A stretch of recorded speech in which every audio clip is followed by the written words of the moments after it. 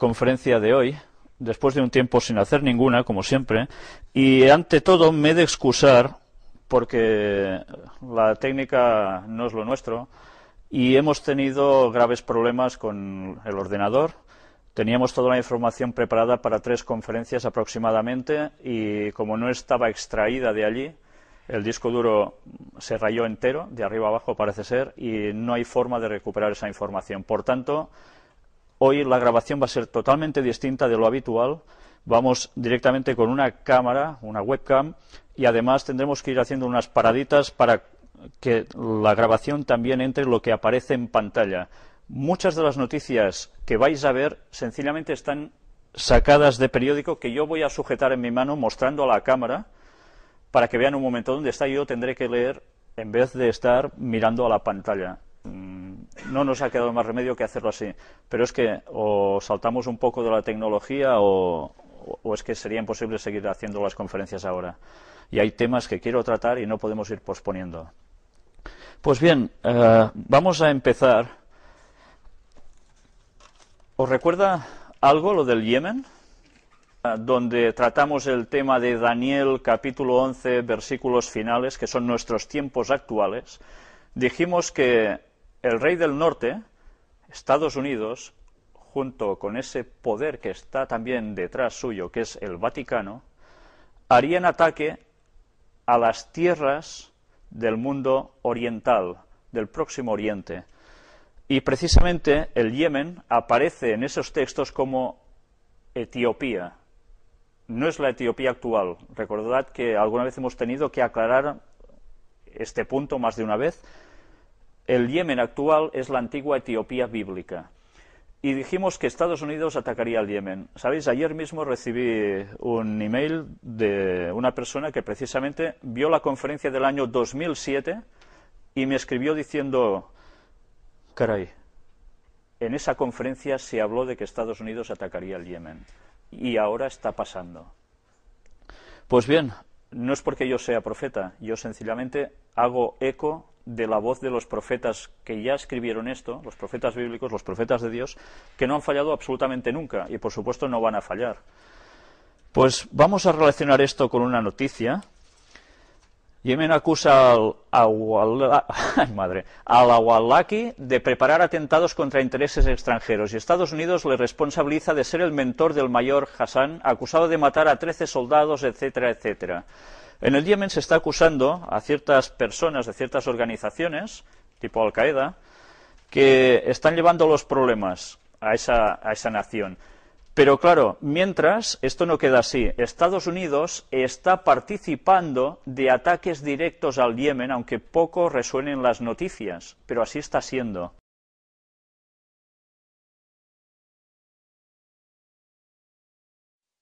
Fijaros en esta noticia, que aquí veis. Os voy a comentar, no sé si recordáis la escena de un atentado fallido que hubo en Times Square. Y fijaros la persona que precisamente se ha declarado culpable, dice: protegeos porque la guerra con los musulmanes no ha hecho más que empezar. Fijaros qué tensión se está librando entre Oriente y Occidente, pero fijaros qué aparece en esta misma noticia.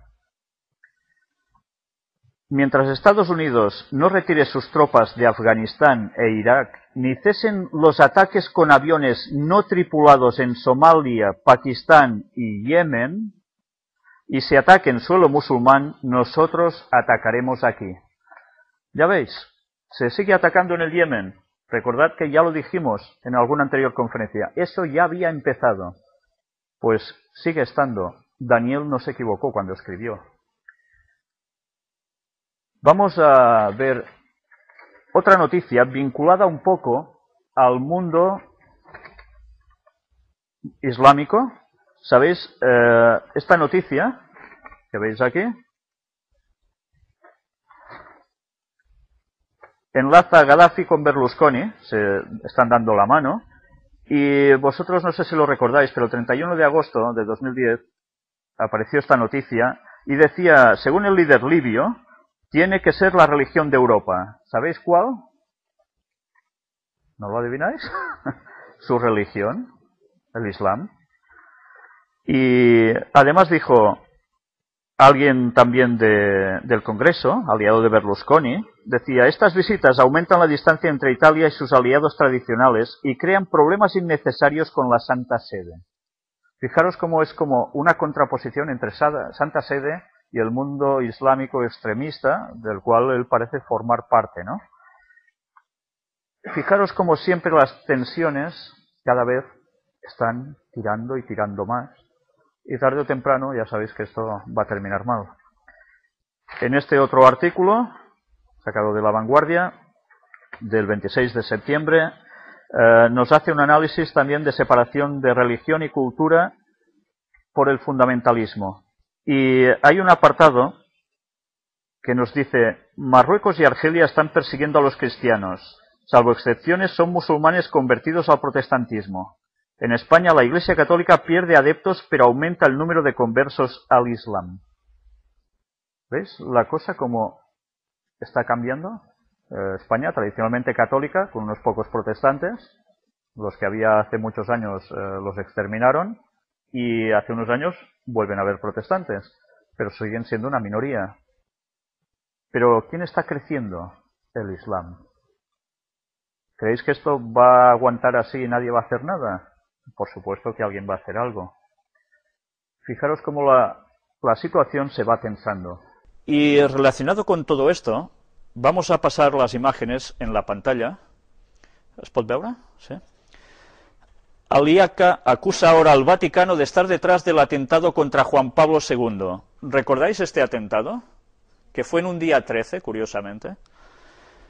Este señor, que fue el acusado de disparar 3 tiros contra el Papa, Juan Pablo II, no llegó a matarlo. Este señor ahora dice todo esto que podéis ver aquí. Es el autor del atentado contra Juan Pablo II el 13 de mayo de 1981. Asegura que ni la CIA norteamericana, ni el KGB soviético, ni ningún otro poder conspiró contra el Papa de origen polaco. ¿Sabéis que se dijo que había una alianza búlgaro-comunista para ir contra el Papa, y esa fue la excusa que se dio? Él ahora dice que de eso nada, que fue el propio Vaticano el que preparó todo eso. Acá pasó 19 años en la cárcel en Italia antes de ser indultado. Recogí varios artículos, en principio solo tenemos este aquí. Él, fijaros lo que dice: ha culpado al entonces prosecretario de Estado del Vaticano, Agostino Casaroli, de haber sido el cerebro que supuestamente orquestó el asesinato del Papa. Y fijaros, el Santo Padre fue herido de gravedad por 3 tiros de pistola. El Santo Padre fue herido de gravedad por 3 tiros de pistola por AK en la mano, un brazo y el abdomen cuando viajaba en un vehículo abierto en la plaza de San Pedro del Vaticano. ¿De dónde creéis que sale ahora el Papa móvil cerrado? Pues precisamente porque, claro, podía pasar esto, ¿no? Definitivamente el gobierno del Vaticano estuvo detrás del intento de asesinato del Papa. El cardenal Agostino Casaroli, el segundo hombre en el Vaticano, decidió esto, declaró Acca refiriéndose al primer ministro del Estado del Vaticano. Según Acca, el cardenal Casaroli dio la orden a través de un agente del Vaticano que identificó como el padre Michel. Hice prácticas para el ataque junto con el padre Michel y otro agente del Vaticano. Me reuní varias veces con él e incluso fuimos a la plaza de San Pedro para planear el atentado, afirmó Acca. El Papa sabía muy bien que el Vaticano estaba detrás del atentado. Agregó ante las cámaras de la televisión pública turca que ni la CIA norteamericana, ni el KGB soviético, ni ningún otro poder conspiró contra el Papa de origen polaco, aunque aseguró que se creó la pista soviético-búlgara para ayudar a hundir a la Unión Soviética. Subrayó también que durante su encuentro de 22 minutos, significativo, el Papa va a verlo y tarda 22 minutos. Ya sabéis la importancia del número 11 y sus múltiplos para esta gente. En la cárcel en Italia con el Santo Padre en diciembre de 1983, este no le preguntó nada sobre la autoría del atentado, porque según Acca, el jefe de la Iglesia Católica sabía muy bien que el Vaticano estaba detrás de ello. Bueno, ya sabemos que hay lo que hay. Y interesaba además, en otras declaraciones que él comenta, de que era disparar a herir, no a matar. Y estos señores, que parece que están muy diestros con el manejo de armas, lo hicieron muy bien, al menos él. Pues, ¿a qué se debía que se atacara a este señor, a Juan Pablo II, de esta forma, y no llegase a morir, porque se utilizó eso para derribar el bloque comunista. Claro, si desde allí se iba contra el Papa, algo se tenía que hacer, porque, claro, el cristianismo estaba en peligro. Y entonces se urdió todo esto para poderse comer el comunismo. Lo que dice este señor no parece ninguna tontería. La verdad es que viendo cómo siempre han manejado la historia estos señores, no es de extrañar absolutamente para nada. Aquí lo tenemos, el momento en que, cuando recibió los impactos. Y aquí, bueno, hay un poco más referente sobre la noticia. Y ahora vamos a hacer un cambio y diréis, ley dominical. Se ha hablado muchas veces en estas conferencias sobre leyes dominicales, ¿verdad? Pues no quiero que os perdáis la noticia que ha surgido y que acaba de cenit, precisamente, la Agencia del Vaticano, Bruselas, martes 19 de octubre de 2010. No hace tanto de esto. La tutela del domingo, la naturaleza específica del domingo en Europa y en la Unión Europea y la defensa del domingo en relación a la defensa de los derechos humanos en Asia, África y en otros lugares donde hay persecución de los cristianos han sido los temas principales de una rueda de prensa celebrada el 13 de octubre en la sede del Parlamento Europeo de Bruselas. Os remarco el 13, ya sabéis por qué. No sé si os dais cuenta que aquí aparece también el asunto de la persecución de los cristianos. ¿Sabéis? A mí la mosca la tenía bastante detrás de la oreja cuando iba recibiendo emails y noticias de gente que estaba siendo perseguida, cristianos, en los países islámicos. Y veía cómo el Vaticano empezaba a decir que esto no se podría llegar a tolerar más, que algo se debería hacer. Fijaros cómo ahora esto incluso se usa como una excusa para determinar que el domingo sea día de reposo en Asia, África y otros lugares de persecución de cristianos. Ya no es solo Europa.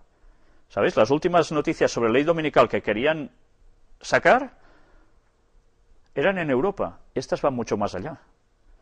La profecía dice que eso va a pasar a nivel mundial.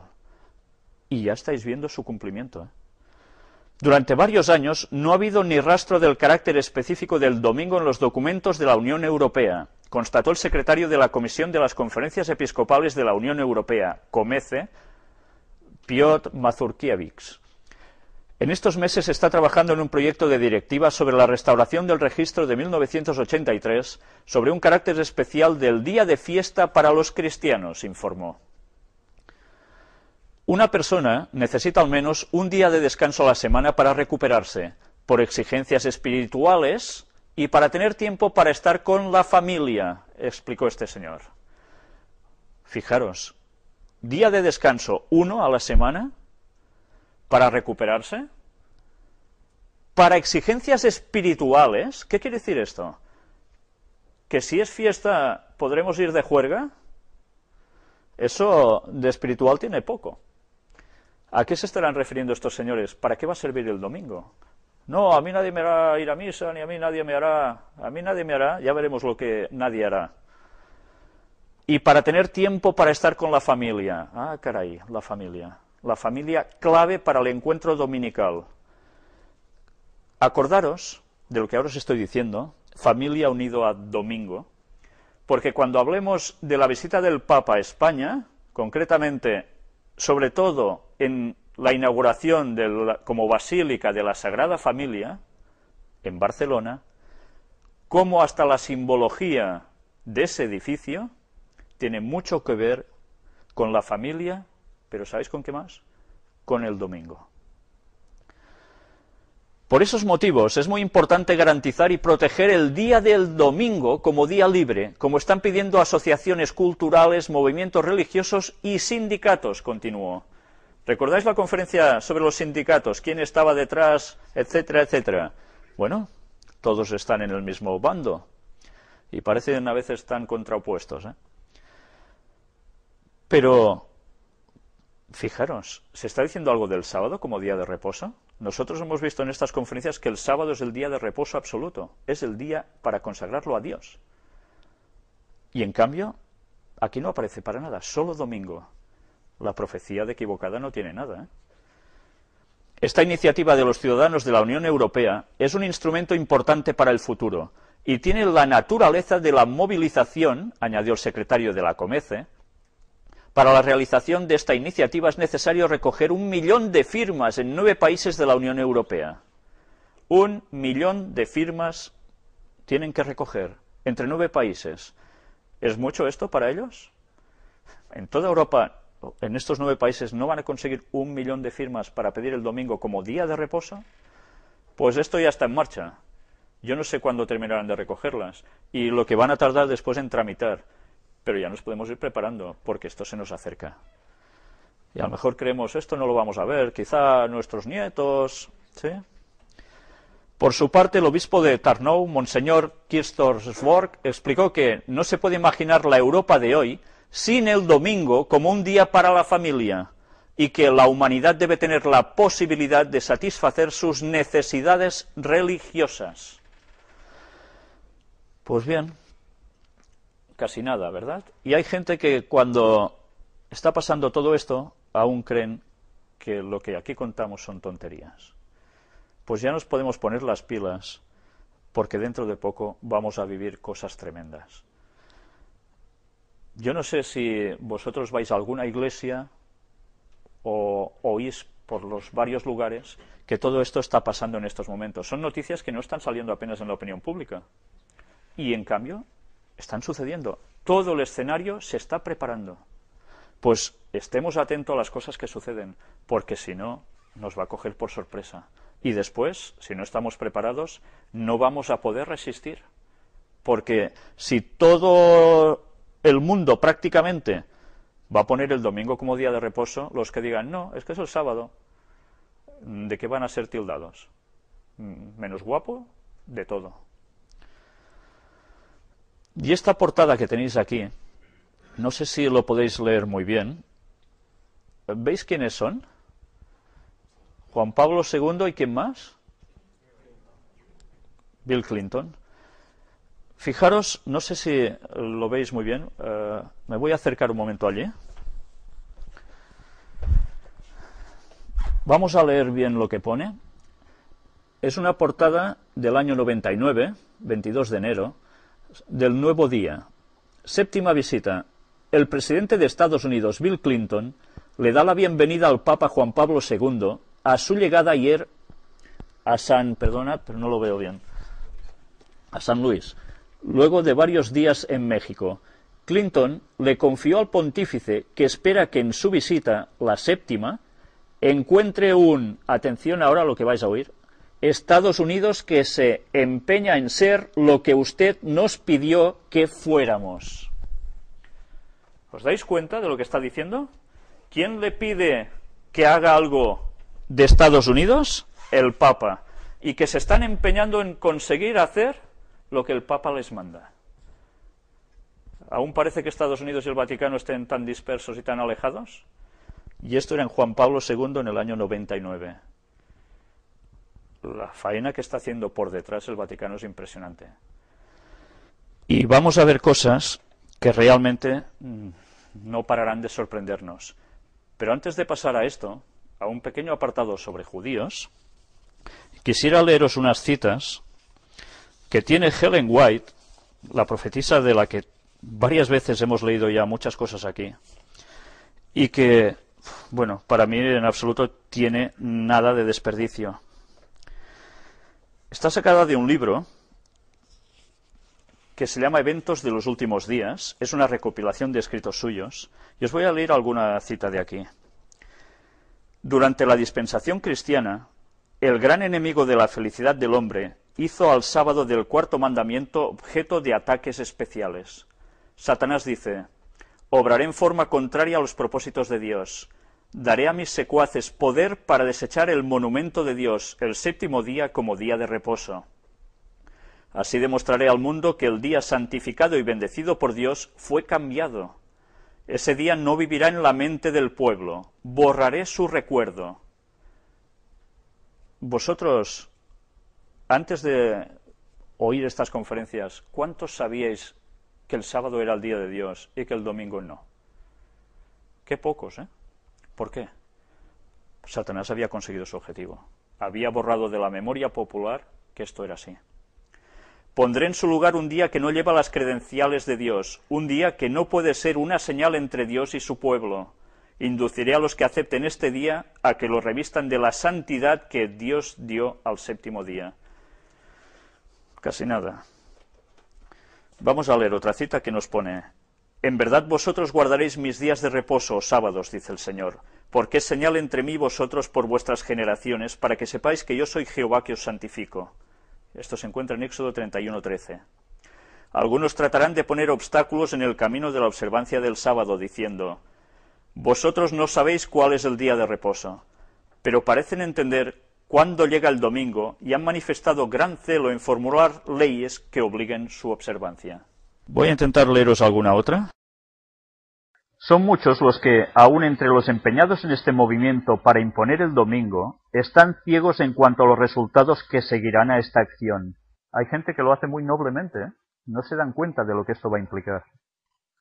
No ven que están atentando directamente contra la libertad religiosa. Son muchos los que nunca han comprendido las obligaciones que impone el día de reposo bíblico, ni el fundamento falso sobre el cual descansa la institución del domingo. Los que están haciendo un esfuerzo para cambiar la Constitución, está hablando de Estados Unidos también, y obtener una ley que imponga la observancia del domingo, no se dan cuenta de lo que será el resultado. Una crisis está por sobrecogernos. Estas noticias que hemos visto junto a estas citas, recordarlas bien, porque luego volveremos a este mismo libro y veremos precisamente citas que tienen una relación con el movimiento del Tea Party. Vamos a analizar ese movimiento también. ¿Qué hay detrás de todo eso? Quizás alguno de vosotros no sabe qué es ese movimiento de Estados Unidos. Hablaremos en profundidad en estas mismas conferencias. Y espero que sea o en esta o en la que viene. Es nuestro deber hacer todo lo que está en nuestro poder para prevenir el peligro que nos amenaza. Sobre todos los hombres y mujeres de oración en todo el país recae la gran responsabilidad de pedir que Dios despeje esta nube maligna y conceda unos pocos años más de gracia para trabajar por el Maestro. Hay gente que dice, bueno, ante estas cosas, no pasa nada, vamos haciendo y ya está. Nosotros no podemos quedarnos cruzados de brazos. Nosotros hemos de oponernos también a esto. Pero además, hemos de pedir misericordia a Dios para que nos dé unos años para poder seguir trabajando por esto. Porque ahora vosotros podéis decir aún estas cosas. Alguien os va a mirar mal, alguien, si puede, os va a patear. Pero aún podéis decirlo. Pero dentro de muy poco no podremos decir estas cosas. Y el cristianismo auténtico tendrá que surgir aún del modo más triste y lamentable que pueda ser, siendo perseguido. Pero así son las cosas. Estamos haciendo el tonto porque no estamos proclamando lo que hay que proclamar. Y el tiempo se nos está acabando. Pero pidámosle a Dios que aún nos dé esa misericordia de aguantar un poco más, porque tenemos mucho trabajo por hacer aún. Hay muchos que están tranquilos, como durmiendo. Dicen, si la profecía ha predicho la imposición de la observancia dominical, con toda seguridad la ley será promulgada. Y habiendo arribado a esta conclusión, se sientan en una serena expectación del evento, consolándose con la idea de que Dios protegerá a su pueblo en el día de angustia. Pero Dios no nos salvará si no hacemos el menor esfuerzo para realizar la obra que nos ha encomendado. Como fieles atalayas debiéramos ver la espada que viene y dar la advertencia para que hombres y mujeres no prosigan por ignorancia un curso de acción que evitarían si conociesen la verdad. O sea, ¿qué debemos hacer? Callar, ¿no? Todo lo contrario, ¿verdad? No podemos ver cómo la Iglesia romana puede exonerarse de la acusación de idolatría. Y esta es la religión que los protestantes están comenzando a considerar tan favorablemente y que eventualmente se unirá con el protestantismo. Ya veis en la fotografía, ¿no? Juan Pablo II con un teórico protestante. Teórico solo. Sin embargo, esta unión no ocurrirá por un cambio en el catolicismo, porque Roma nunca cambia. Tenerlo presente, Roma nunca cambia. Y aunque haya hecho Concilio Vaticano II para acercarse a otras denominaciones y que sean solo un pueblo los cristianos, etcétera, etcétera, y se lleve también con todos los que puede, lo hace con un objetivo. Y ese objetivo no es el bueno, aunque aparentemente, uy, mira qué buenos, todos juntitos ahora, buscan algo más. Pretende ser infalible. Quien cambiará será el protestantismo. ¿Y ha cambiado el protestantismo o no ha cambiado? ¿Os imagináis, por decir algo, Martín Lutero, el reformador de la Edad Media, Juan Hus, Wycliffe, cualquiera acercándose y dando la mano al Papa y diciéndole estas frases de hacerlo todo por lo que ellos mandan? Es increíble. Si un reformador levantara la cabeza se desplomaba otra vez solo viendo esto. La adopción de su parte de ideas liberales lo pondrá en una posición en la cual pueda estrechar la mano del catolicismo. Y el movimiento del Tea Party tiene mucho que ver con esto. El llamado mundo protestante formará una coalición con el hombre de pecado, y la Iglesia y el mundo estarán en una corrupta armonía. Protestantes y hombre de pecado, el papado. Bien, ya os termino de leer una cita más. Ha quedado probado que un periodo de gran oscuridad intelectual favoreció el éxito del papado. La Edad Media, ¿verdad? Se dice la Edad Oscura. El papado que consiguió un gran auge. Todavía se demostrará que una época de gran luz intelectual es igualmente favorable a su éxito. Nuestros tiempos, todos grandes intelectuales, muy iluminados todos. Pues el papado va a vencer también con esto, no solo con la oscuridad. Bien, vamos a seguir ahora con este apartado sobre los judíos. Esta noticia está sacada del País, 14 de junio de 2010. Todos conocéis a Alberto Ruiz Gallardón, ¿verdad? ¿Presidente de qué? O alcalde de Madrid. Fijaros qué dice en este artículo. Israel de perfil y de frente. Mi amistad con Israel es manifiesta, pero duele comprobar su evolución en los últimos años. Escrito por él. Soy un amigo sincero del pueblo judío y del Estado de Israel. Desde mis responsabilidades como presidente de la Comunidad de Madrid y alcalde de la capital de España, he dado públicas muestras de ese sentimiento, propiciando una aproximación al mundo hebreo intensa y leal. Así, desde 2000, la Asamblea Regional celebra anualmente un acto en recuerdo del Holocausto. Diversos monumentos han sido inaugurados en los últimos años con el nombre de israelíes ilustres. Otros aluden a la herencia judía de Madrid. En 2009 participé en las celebraciones de Hanukkah y Rosh Hashanah, y hace unos meses tuve el honor de pronunciar en Jerusalén la conferencia que acompaña la entrega de los premios de la Fundación Toledano, el Nobel del Universo Sefardí y las relaciones hispano-israelíes.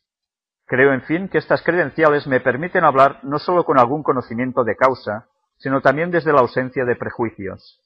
Si bien debo aclarar que esta actitud no responde solo a una convicción personal, obedece también al deber institucional de representar a una sociedad intercultural como la madrileña, que, pese a episodios aislados al calor de los últimos acontecimientos, aprecia la aportación hebraica a nuestra ciudad y a la tradición judeocristiana de la que procedemos.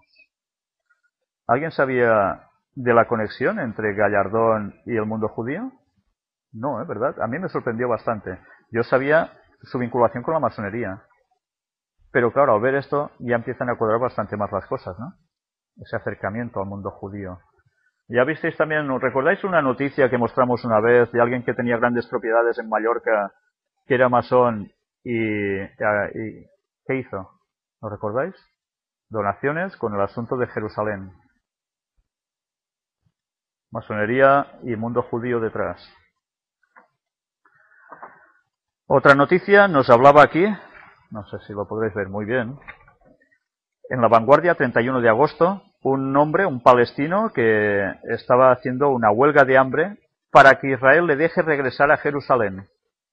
Y el hombre pasaba un frío que no os podéis ni imaginar, en un lugar bastante en medio de la calle, debajo de un árbol, viviendo así. Y decía el hombre: desde la anexión ilegal y no reconocida de Jerusalén Este por Israel en 1967, los palestinos de ese sector de la ciudad no tienen pasaporte israelí, ni palestino, sino solo un documento que los acredita como habitantes. La ley israelí establece que uno pierde la condición de habitante y por tanto la posibilidad de residir tras 7 años de residencia en el extranjero. Firas no ha vivido 7 años, sino solo desde septiembre del 2007 en Alemania, pero cuando en mayo del 2009 fue a Jerusalén a renovar su documento y solicitar un permiso de residencia para su mujer, se lo denegaron por vivir en Alemania. Solo le renovaron el documento hasta mayo del 2011. Si no reside por lo menos 1 año y medio en Jerusalén, perderá su condición de habitante, le dijeron. Su hija tampoco puede ser registrada. El cálculo es que se quede en Alemania, lo que él no desea. Ese tipo de leyes se confeccionaron para deshacerse de más palestinos, explica el semanario Freitag Atim Abu Ahmad, un abogado israelí de los palestinos de Jerusalén Este. ¿Por qué os leo esta noticia? ¿Recordáis que las profecías hablaban de que toda Jerusalén será de quién? De los judíos. Y los que no lo sean tendrán que ir saliendo de allí, porque el tiempo de los gentiles allí se va a terminar. Y la profecía se sigue cumpliendo. Ellos están trabajando para esto. Aunque es curioso que esto, escrito tantos años atrás, lo estemos viviendo precisamente en estos momentos. Por algo será. Aquí hay otro artículo que no os voy a leer. El Jerusalén Celestial lucha por sobrevivir. Está sacado también de un periódico llamado Público. Y nos habla de todo lo que está pasando en Jerusalén, incluso de cuestiones arqueológicas. Y hay algo que a mí aún me ha llamado bastante más la atención, este artículo, que diréis, ¿y qué tiene que ver esto ahora? La Vanguardia, 31 de octubre de 2010. Israel celebra los 100 años de la fundación de la primera comuna agrícola en las orillas del río Jordán, un modelo de socialismo puro. El kibutz cumple un siglo, reinventarse o morir. ¿Sabéis lo que es un kibutz? Los judíos, cuando fueron a su tierra, ¿qué hacían? Se congregaban juntitos, haciendo una pequeña manzana de viviendas juntas, por decirlo de algún modo. Lo tenían todo en comunidad, era un socialismo, y lo compartían todo, prácticamente todo. Resulta que en estos lugares se fue formando lo que ha terminado siendo Israel. Esos fueron los primeros colonos que llegaron. Pero fijaros quiénes había precisamente entre las personas que les dio por ir a un kibutz.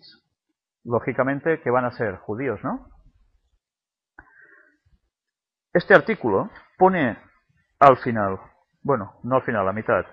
A lo largo de los años, decenas de miles de personas de todo el mundo vivieron unos meses en un kibutz, pagando la estancia con su trabajo, como Bob Dylan, ya sabéis que es judío, Jerry Seinfeld, Leonard Cohen, el cantante, o Felipe González.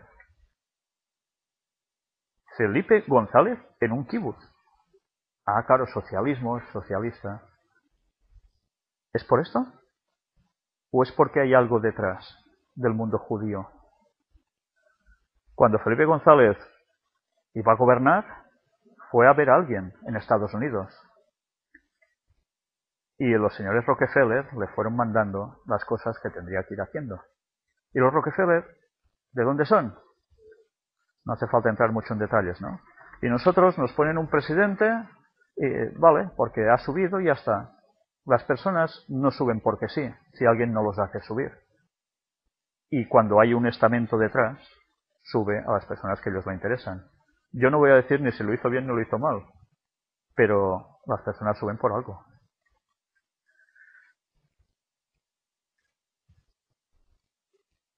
No, no hace falta cambiar la imagen.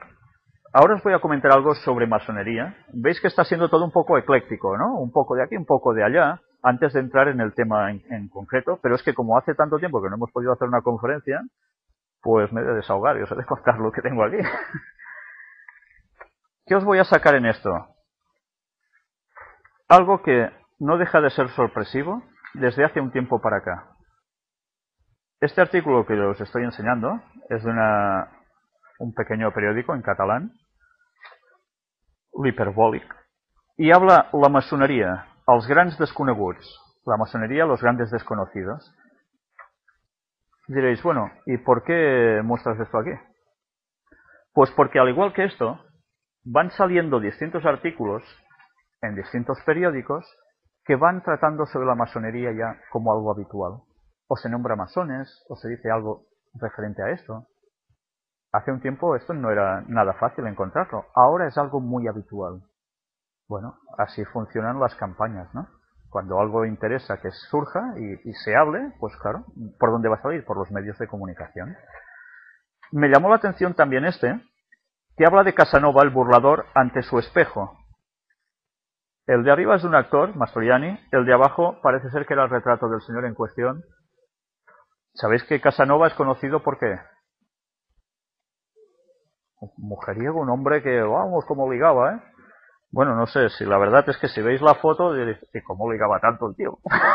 Bueno, es como si yo empezase a ligar con esta cara, ¿no? Pues, pero bueno, no sé, sería el gusto de las señoras de la época.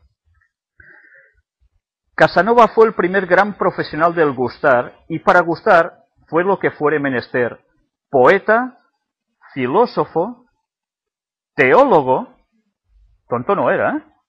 Filósofo, teólogo, que dos conceptos, violinista, matemático, novelista, industrial, historiador, así cualquiera liga, ¿no? Pero fijaros ahora qué más: nigromante. ¿Qué es esto? Cosas ocultas. Masón, anda madre, y clérigo. Bueno, espía también, incluso traductor de Homero y Horacio. Bueno, el hombre tenía un currículum tremendo, ¿eh? Pero fijaros como una vez más se habla, ¡pam!, masonería por allí en medio. Es curioso que en este caso, cómo se mezclan todos los conceptos que pueden haber y más, ¿no? Bueno, pues nada, vamos a seguir viendo otra cosa más que pasa en las noticias. ABC, y aquí que nos aparece Paloma Martínez La Sierra: la masonería ni se mete en política ni es anticlerical. Presidenta en España de la Orden Masónica al Derecho Humano. No os voy a leer todo el artículo, pero bueno, ellos no se meten ni en política, ni en religión, ni en nada, pero están en todas partes, es curioso, ¿eh? Y bueno, ¿por qué os saco esto? ABC, 17 de septiembre de 2010. El degoteo de noticias sobre masonería está siendo muy habitual. Bueno, yo no digo que se tengan que perseguir y matar, por supuesto. Pero fijaros como cuando algo interesa que surja a la opinión pública, se hace tratar. Y ahora fijaros qué internacional que soy. No es mérito mío, por supuesto. Alguien me dio un periódico francés, Le Monde, del 3-4 de octubre de este año. Y diréis, bueno, ¿y qué hay aquí? No sé si en la cámara lo podéis ver. Es un artículo que va sobre el Gran Oriente francés. Y sí, masonería. Y hay una serie de símbolos detrás, un hacha, que es algo que aparece también en el asunto de la Revolución Francesa y en según qué otros sitios, que está en un manojo atado. Todos estos son símbolos de poder que la masonería utiliza también. Y bueno, habla aquí como si nada. Forman estas dos hachas como los dos pilares y arriba, no sé si veis como un triangulito iluminado. ¿Lo veis bien? Ahora sí. Bueno, pues en Francia esto es también habitual. Lo mismo podéis encontrar en otros lugares. ¿Está intentando alguien que la masonería se vea una cosa normal y bien vista? Pues sí, interesa. Y ahora vamos a hablar de extraterrestres. ¡Ay, madre! No habrá ninguno entre vosotros, ¿no? Antes de seguir, os quería leer un texto bíblico relacionado con el tema. Voy a mostraros esto. ¿Os habéis fijado que desde hace un tiempo para acá se habla mucho de extraterrestres? Que si tal gobierno va a desclasificar material, que si el tal libro habla de esto, que si tal artículo se ha visto un ovni por no sé dónde, y es un continuo, cada vez más. Incluso, hasta hace poco, un señor del clero hizo mucha gracia porque decía que si viene algún marciano, él lo va a bautizar, si quiere el marciano, es curioso. Pero el clero está hablando de todo esto, habla sobre el asunto ovni. Este artículo veréis que tiene una cierta relación con el asunto de extraterrestres, y no sé si antes lo habéis podido ver bien. Habla de exopolítica. ¿Qué es esto de exopolítica? Bueno, es tratar temas que precisamente no son muy tratados y que tienen que ver un poco con estas conexiones que hay detrás de lo que no vemos. El artículo dice, Marte está habitado por humanoides. Claro, cuando uno lee esto parece todo menos serio, ¿no? Pero bueno, puede ser, sí, puede ser. Vamos por partes.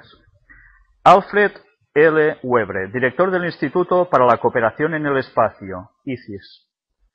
Tengo 67 años, nací en una base naval de Florida durante la Segunda Guerra Mundial, vivo en Vancouver, doctor en Derecho, juez del Tribunal de Kuala Lumpur sobre crímenes de guerra, etcétera, etcétera. Dice, vivimos en un universo de origen inteligente. Todos pensamos, anda, debe ser de Dios. Pues no, no va a ser de Dios precisamente. Fijaros qué pone aquí. Webre, autor de Exopolítica, abogado general de la Agencia de Protección Medioambiental de Nueva York y asesor de la Fundación Ford. ¿Sabéis qué es la Fundación Ford? ¿Sabéis quién era Ford? Pues un señor puesto en las sociedades secretas, curiosamente. Ex profesor de Economía en Yale, la Universidad de Yale. ¿Os suena Skull and Bones? La sociedad secreta por antonomasia. Curioso, también estuvo por allí. Y en la Universidad de Texas, delegado en la Convención Demócrata de Texas de 1996 con Clinton y Al Gore. Este señor, bueno, toda la entrevista se puede leer, pero va a ser muy extensa. Solo os voy a remitiros a una parte final. Dice, personalmente, trabajo con el doctor Norman Miranda, jefe de gabinete del presidente de la Asamblea General de la ONU, para que la ONU represente a la Tierra ante la civilización de Marte. Bueno, no sé. ¿Suena a ciencia ficción o suena a que algo hay? Es curioso que las personas que están tratando estos temas, en Barcelona se hizo una exposición sobre esto, con un pequeño congreso, que vinieron astronautas incluso, etcétera, a hablar sobre estas cuestiones de extraterrestres. Pero lo curioso es que detrás, quien está motivando estas cosas, están siendo gente de la que nosotros ya hemos tratado y que la masonería está puesta detrás. Pero mucha gente no se da cuenta que esto es así, porque ese tema le gusta y ese tema les interesa, les apasiona. Pero hemos de buscar, como siempre, lo que hay detrás, porque si no nos van a colar el coco por la escuadra. Y hay gente que sabe hacerlo muy bien. Parece que últimamente de lanzadores de faltas hay de muy buenos. Hay otra noticia. Descubierto un planeta candidato a albergar vida. ¿Oísteis esta noticia? El 1 de octubre. Se habló de que se ha descubierto un planeta que lo tiene todo para albergar vida. Curiosamente, cuando esta noticia saltó y todo el mundo, oh, anda, salen otros científicos y dicen, pues nosotros hemos buscado en el lugar donde estos señores dicen exactamente y allí no hay nada. Es puro teatro. Dicen, bueno, quizás es que en esos momentos, se excusaron los otros, solo se puede ver en ciertos momentos, nos están colando goles como quieren. Pero ¿por qué interesa tanto que ahora se hable de extraterrestres también?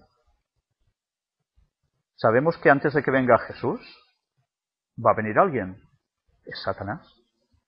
Pero antes también van a aparecer ángeles caídos, haciéndose pasar por divinidades paganas. Y sabéis, hay tablillas sumerias y etcétera, donde mucha gente que no está más versada en el tema, por desgracia, se habla de civilizaciones que parece que vienen del exterior, que se ponen en la tierra, que crean a la humanidad, etcétera, etcétera. Y están cayendo en el engaño perfecto de Satanás. Se dice, oh, es que eso es anterior a la Biblia, eso es lo más fidedigno que hay. ¿Sí? Bueno, algún día trataremos ese tema en profundidad para poder desmentir con claridad todo esto. Pero tened presente que Satanás está preparando su gran engaño. Y la gente va a caer de 4 patas. Y ojalá nosotros no nos dejemos embaucar, porque más de un escogido va a tambalearse. Y cuando digo un escogido, no es escogido por mí, es escogido por Dios para la salvación. Yo quisiera remitiros a un texto que está en el libro de Apocalipsis, capítulo 16, y versículos 13 y 14. Está hablando de las copas de ira de Dios, ya casi al fin del tiempo, y fijaros qué pone aquí. Y vi salir de la boca del dragón, y de la boca de la bestia, y de la boca del falso profeta, 3 espíritus inmundos a manera de ranas. ¿La bestia qué es en profecía? En este caso ya sabemos que se aplica al Vaticano. El falso profeta, el protestantismo apóstata en Estados Unidos. Y el dragón es Satanás. Pero Satanás, también con el dragón, ¿dónde lo encontramos? En las culturas orientales. Fijaros cómo nos está marcando desde 3 zonas prácticamente. ¿Y qué ve que sale de allí? 3 espíritus inmundos a manera de ranas. ¿Un espíritu en forma de rana? Cosa más rara, ¿no? Pues son espíritus de demonios que hacen señales y van a los reyes de la tierra en todo el mundo para reunirlos a la batalla de aquel gran día del Dios Todopoderoso, cuando Cristo vaya a volver. Cuando alguien describe a ETs, a extraterrestres, ¿cómo los describen? ¿Con qué forma? ¿Verdes? Sí. Y con unos dedos membranosos, como una rana. Sí. Y un poco cabezones. Es curioso, nunca pintan un extraterrestre guapo, ¿no? Cuando los extraterrestres de los que se habla en las Sagradas Escrituras, y Ellen White también describe, son seres perfectos, mucho más que nosotros. O sea, como nosotros antes de pecar, pero aún superiores. Bien, pues, ¿tendrá alguna implicación esto? Quizás este texto no sabíamos encararlo muy bien hasta hace un tiempo, pero la actualidad quizás nos está diciendo más cosas de las que hasta ahora veíamos. Debemos tenerlo presente, pero desde luego algo va a pasar. Y como haya una intervención extraterrestre, la gente va a hacer caso y van a dejarse llevar, todos, gobernantes y pueblo, a lo que les digan, como divinidades. Vienen del espacio.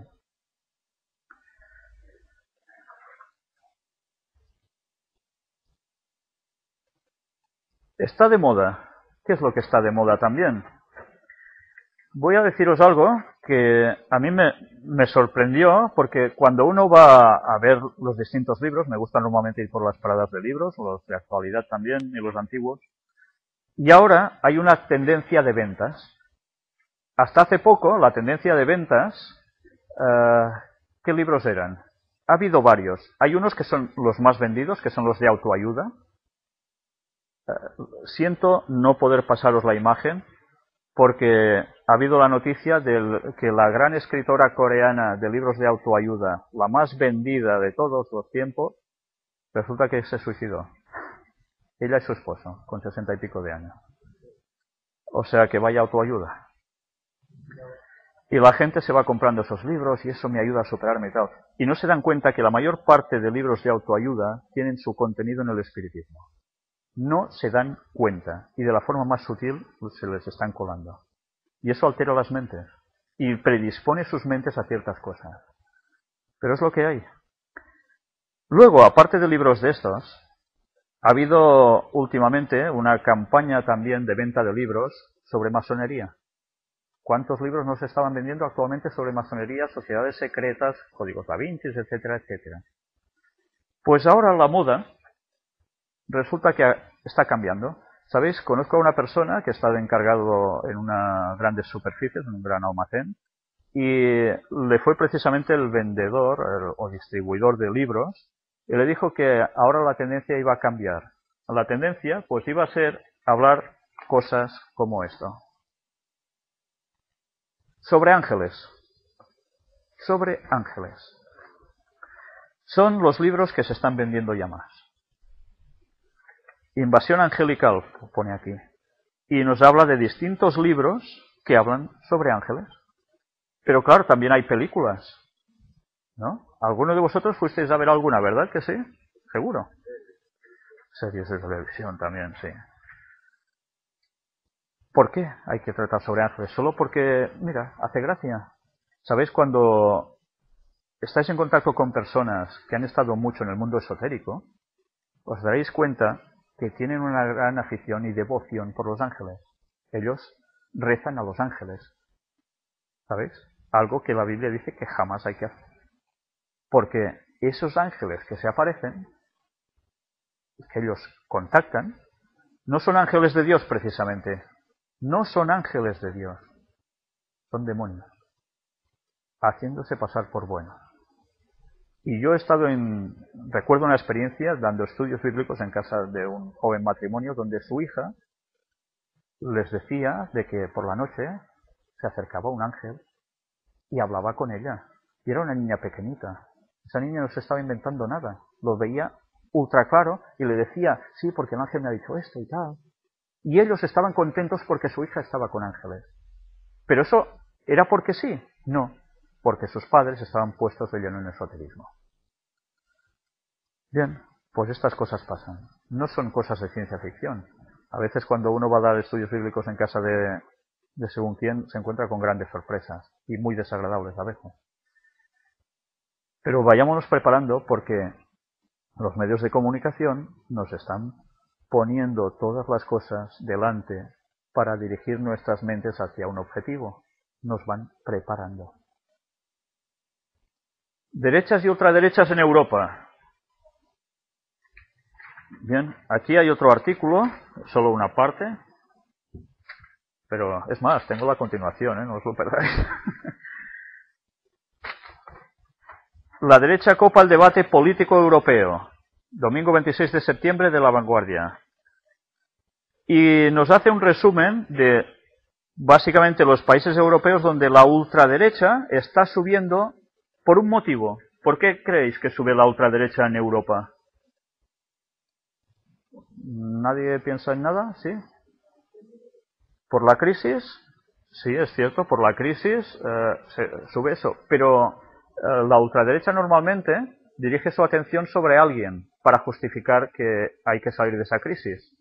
Ya pasó eso, ¿en qué época? ¿Lo recordáis? El nazismo, ¿verdad? Sobre alguien se volcó ciertas culpas. ¿Y ahora sobre quién se está volcando la culpa? Sobre los musulmanes, que están invadiendo Europa, que llevan aquí ya muchos años, y como pasó en Alemania. ¿Qué pasó en Alemania hace poco? ¿Qué dijo Angela Merkel? Que no se integran, la mayor parte, no sé si dijo que eran 4,5 millones de turcos en Alemania, no se integran, hacen sus guetos, siguen hablando su idioma, que bueno, que eso está bien, pero la cultura para nada se adapta. Y claro, los minaretes van saliendo cada vez más. Y esto no gusta a los alemanes. Es curioso, los alemanes, fijaros que también de tener un pasado religioso muy fuerte, han pasado a ser bastante poco cristianos. Pero curiosamente, ante el Islam, se unen. Pero eso no está pasando solo allí. Está pasando en el resto de Europa. Y la gente está viendo a los emigrantes, básicamente los que vienen de esos países, como si fueran, quién sabe qué. Hombre, hay de todo como en todas partes, ¿no?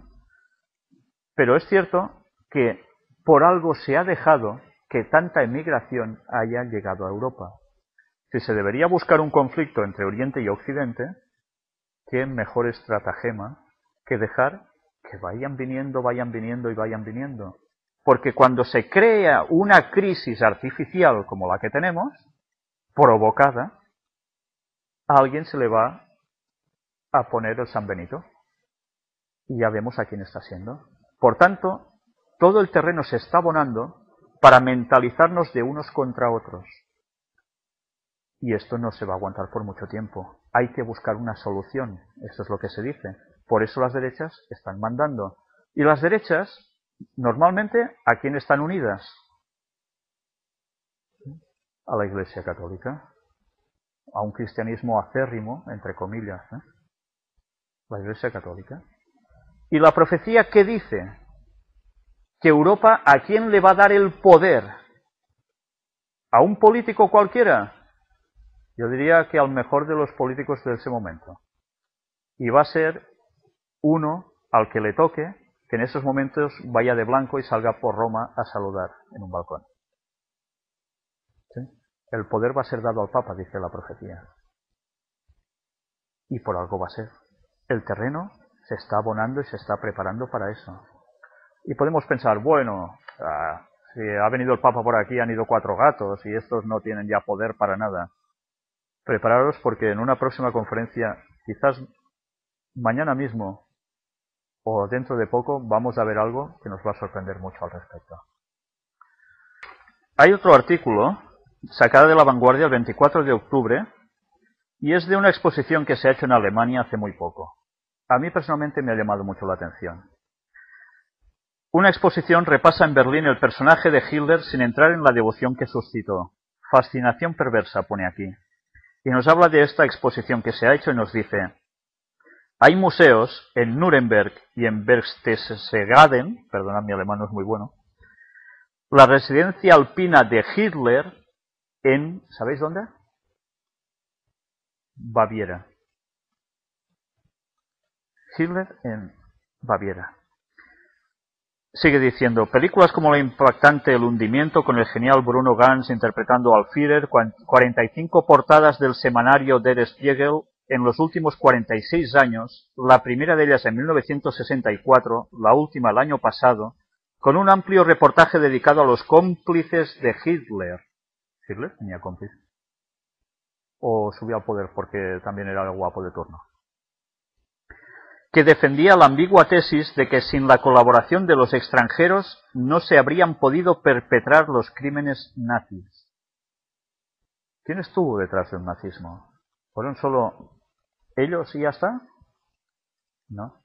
Si Dios quiere, algún día trataremos de este tema en profundidad para que os deis cuenta de que detrás del nazismo habían sociedades secretas. Alemania estaba llena de esas sociedades secretas en esos momentos. Pero que además buscaban algo. Y Hitler fue apoyado financieramente por alguien que estaba al otro lado del mar. Pero bien, esto es una historia larga. De momento, solo os hago este apunte. No queda claro por qué eligieron los alemanes a Hitler con tanta pasión, señala en Die Tatsächlichtung o algo así, Martin Rand, que compara un cartel sobre eugenesia nazi que dice que los, entre comillas, tarados, tienen el doble de hijos que los normales, entre comillas también. Con las afirmaciones del ex economista del Bundesbank, Thilo Sarrazin, sobre la supuesta estupidez genética de los prolíficos emigrantes musulmanes que está embruteciendo a Alemania. Curioso, ¿eh? Esto se declaró hace poco y Angela Merkel tuvo que salir y ya sabéis que a este señor se lo hizo dimitir, etcétera, etcétera. La exposición lleva por subtítulo, bueno, un nombre alemán que no veas, y crímenes. El término es traducido frecuentemente como comunidad nacional, pero es mucho más exacto, comunión nacional, por los matices sacramentales y de fe que este segundo concepto aporta.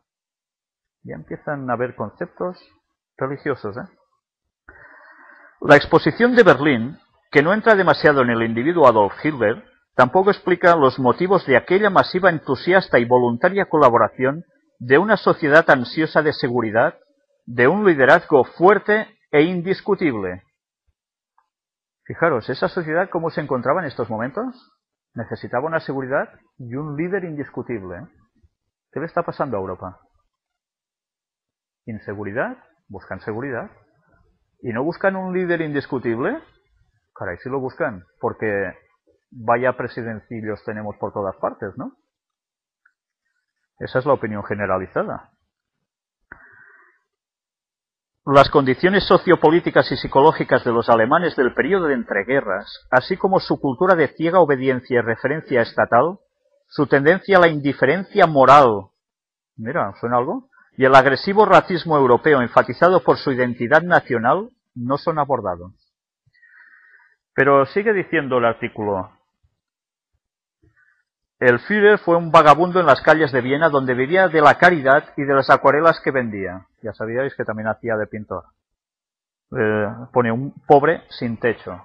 Esta es la continuación del artículo. Hitler como caudillo integrador. Todo eso no habría sido suficiente si no hubiera forjado una alianza con las élites industriales y militares del país, concluye Noten. Evidentemente había un respaldo detrás económico muy importante. Pero ahora hay unos detalles que antes hemos citado Baviera, ¿verdad? Puedes decir Baviera, ¿y qué tiene que ver Baviera? Adolf Hitler nació en 1889 en Braunau am Inn, sobre la misma frontera entre Austria y Baviera. Su acento no era austríaco, sino bávaro. Muchos de sus clientes eran judíos cuando pintaba. El cristalero Samuel Morgenstern o el abogado Joseph Feingold, que compraban por solidaridad aquellas postales que luego guardaron como tesoros cuando Hitler ascendió. Hannis dijo que Adolf tenía muchos amigos judíos. En 1913, a los 24 años, Hitler cobró una pequeña herencia de su padre. Se compró ropa y zapatos nuevos y se fue a Múnich. Un año después se alistó en el ejército como voluntario y se perdió su rastro. ¿Se perdió su rastro? Reapareció en las cervecerías de Múnich de 1923, con sus encendidos discursos antisemitas y contra la paz de Versalles. ¿Qué hizo durante este tiempo que desapareció? Pues hay gente que habla de que no desapareció como tal, sino que además dan muestras de cómo estaba en contacto con cierta sociedad esotérica, que fue la que lo instruyó en todos los conceptos que él luego empezó a proliferar y que llevó a Europa a lo que llevó. Pues bien, todo esto no son bromas. Fijaros, bueno, luego termina diciendo algo más, pero es igual, ya me lo salto para no avanzar más. Baviera. ¿Por qué Baviera? ¿Qué tiene que ver Baviera? ¿Es una casualidad sencillamente que ese personaje naciese allí? ¿De quién es? ¿O quién ha nacido en Baviera que nosotros conozcamos actualmente que verdaderamente es alguien con carisma, alguien que está lanzando un liderato mundial? ¿El Papa? El Papa es de Baviera. ¿Qué hay en Baviera? Baviera es la sede del catolicismo en Alemania. ¿De dónde surgió el imperio de Carlomagno? Pues desde esa zona se difundió el catolicismo con fuerza. El resto de Alemania básicamente era protestante. Y han pasado los años y Baviera sigue siendo católica. Y desde allí, curiosamente, están surgiendo los personajes, a través de la historia, que están causando tanta sensación. Catolicismo detrás. Con esto no estoy diciendo que todo lo católico sea malo, entendedme. Pero que todos sabemos que cuando hablamos de esto estamos hablando de sus élites. Y ahora nos viene ya la visita del Papa Benedicto XVI a Gran Bretaña. Antes de todo, quiero leeros un texto bíblico también, que se encuentra en Apocalipsis capítulo 13 y versículo 3.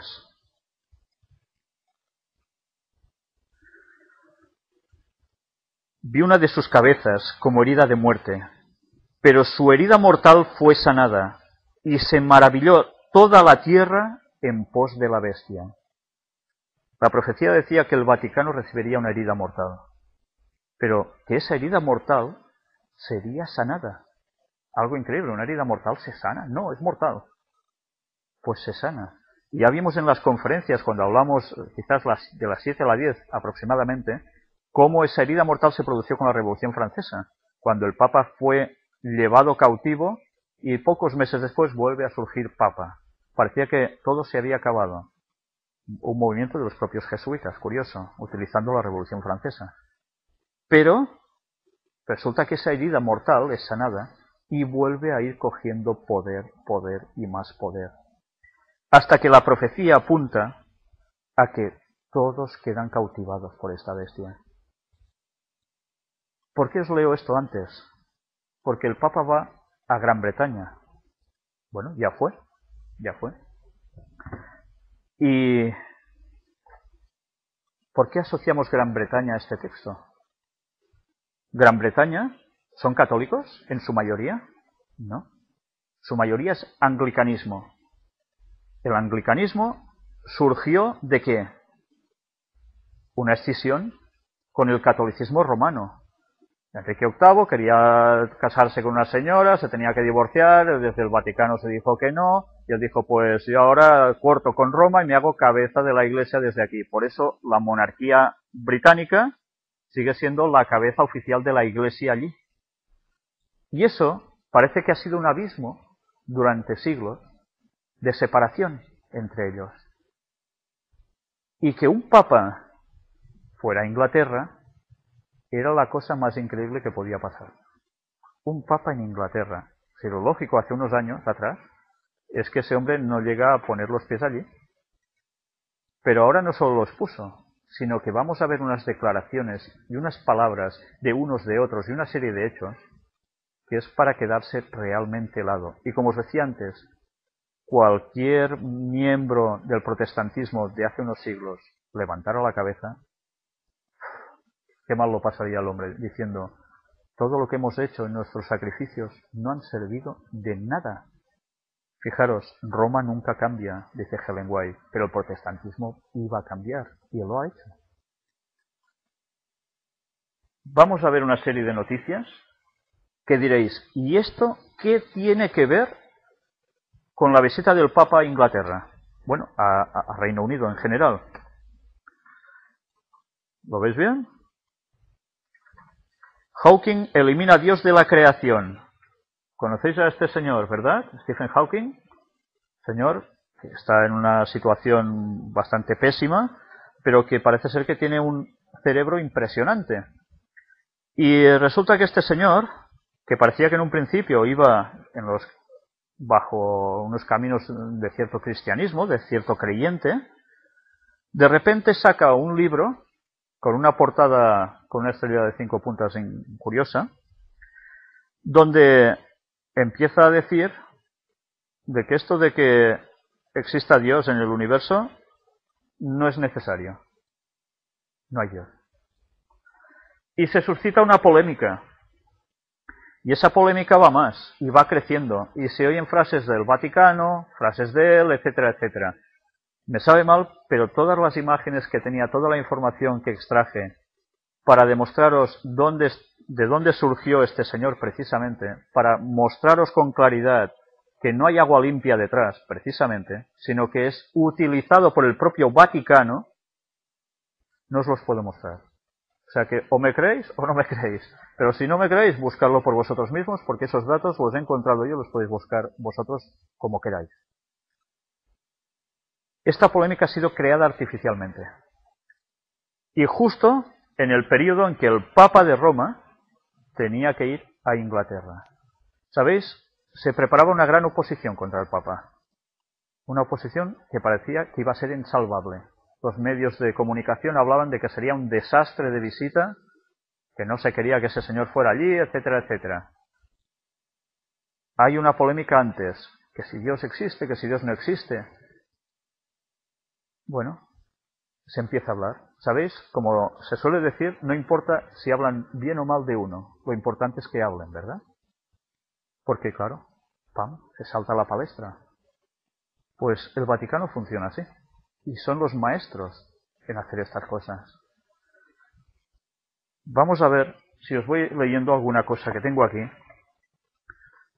Bueno, hay más al respecto sobre Hawking. No voy a entrar ahora en estos detalles. Pero todo esto provocó que la gente hablara del Papa. Porque claro, esto pasa y el Papa va a venir. Uf, ¿y ahora qué? La gente, claro, ya sabéis que cuando a uno se le pincha en un punto débil, salta, ¿verdad? Claro, si uno es del Barça y le habla mal de su jugador favorito, se enfada. Si uno es del Madrid, lo mismo. Bueno, pues como somos así de tontos, cuando se nos provoca, saltamos. Y este conocimiento que ellos tienen de cómo funciona nuestra mente, que es bastante evidente, saben utilizarlo muy bien. Y ante esta polémica empiezan a surgir escritos, uno detrás de otro, para defender o negar esa postura que promueve Hawking. Científicos a favor, científicos en contra.